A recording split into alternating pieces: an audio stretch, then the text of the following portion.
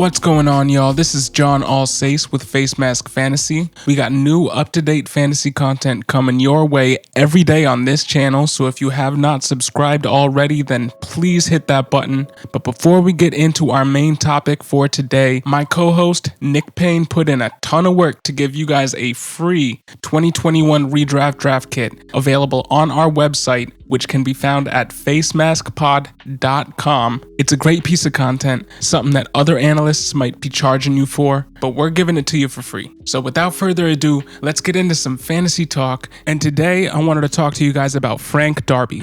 Now, the Falcons selected Arizona State wide receiver Frank Darby with the 187th overall pick in the 2021 NFL Draft. Now, in college, he did find himself buried down the depth chart a lot, as he spent his first 3 years at Arizona State behind first-round picks N'Keal Harry and Brandon Ayuk. He did have a mini breakout in 2019, getting honorable mention from the All-Pac-12 while also tying the Arizona State University team lead with 8 receiving touchdowns. In that year in 2019, he had 31 receptions for 616 yards, and that was in 13 starts. Darby played in only 4 games his senior season due to the pandemic, and he started 3, but he saw limited touches in his final season in 2020 due to suffering a rib injury early in the year. All told, Frank Darby finished his collegiate career with 67 receptions and 1,317 yards and 13 touchdowns. Now, those aren't great numbers, but considering for the first 3 years of his career, he was behind 2 first-round picks in the NFL, and then in his final season, he sustained an injury that kept him from being on the field and kept him from being a focal point of that collegiate offense.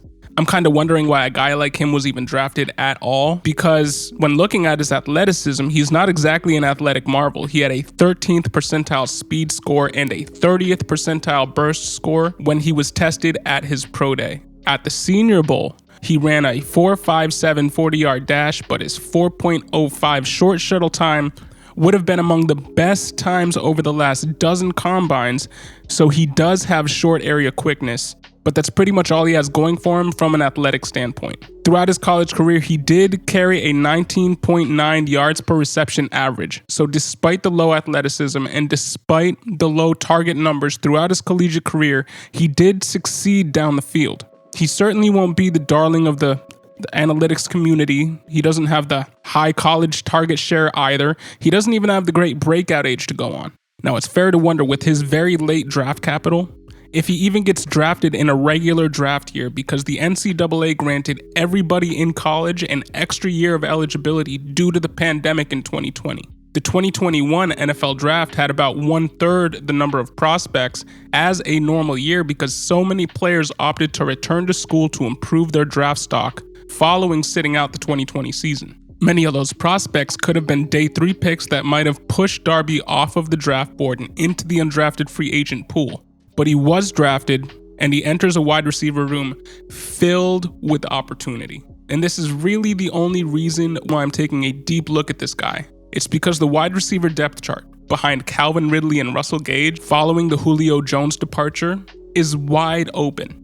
You got Frank Darby, Olamide Zaccheaus, and Christian Blake all vying for targets behind the top 2 targets in the wide receiver group. Now, I believe that Darby's best path to playing time in Atlanta is on special teams. But considering the wide receiver depth chart, if he can sneak in and get some looks at wide receiver 3, he could make you look really smart if you invest in. But he's only, and I'm saying this, he's only a dart throw really in dynasty leagues. He does carry an underdog ADP right now of 341, so he is free, but he's not somebody that I'm expecting to get a ton of looks year 1. So in DFS, I'm pretty off him. I don't expect him to have very many boom games. I expect most of his games to be bust games, and that's just not somebody that I'm investing in DFS. In season-long leagues, same deal. His Fantasy Pros ECR right now, and that's expert consensus rating, is 483. So he's free there too. But I still don't believe that this is a guy that you need to pick up with your last pick in a season-long league. I think this is somebody you can keep on your watch list just in case he does see significant playing time on the outside. Because we have to remember that Matt Ryan is consistently among the league's leaders in pass attempts. And he led the league in pass attempts just last season. This after losing Julio Jones again, his go-to target for pretty much the past 10 years. He's going to be looking for another go-to target on the outside opposite Ridley. Oftentimes this will be Kyle Pitts, but I believe Frank Darby will be given every opportunity to assert himself in this offense, again because of the weak wide receiver depth chart. Like I said earlier, in Dynasty, this is really the only situation where I'm looking at him. He's the perfect guy to flip after a good week early in the season for an asset that can carry value beyond the 2021 season. Someone like Travis Fulgham. I believe Frank Darby could be Travis Fulgham for this season. Because again, Matt Ryan is consistently among the league leaders in pass attempts at the quarterback position, which means there's more opportunity theoretically for Frank Darby to put up points in your fantasy league. I do not expect him to be a long-term option for this team. This is really looking like a one-year spot for him because I do believe that this team will go out and do their best to sign another wide receiver or draft another wide receiver as soon as next season to maybe go along with the new quarterback. We don't know. That's a lot of speculation, but either way, with the guy with Frank Darby's draft capital and his college production and his athleticism, I'm not expecting a long-term asset here. I do believe he has a chance to assert himself as the wide receiver 3 in this offense. It remains to be seen how valuable that is in a post-Julio Jones world, but he's really just a guy that I'm looking to stash for the right opportunity to flip. And if he doesn't get that one boom week that you can try to sell early in the season, he's a guy to cut because you're not going to lose any sleep over cutting Frank Darby. Even on your dynasty team, he's the definition of a replaceable wide receiver. So what do you guys think?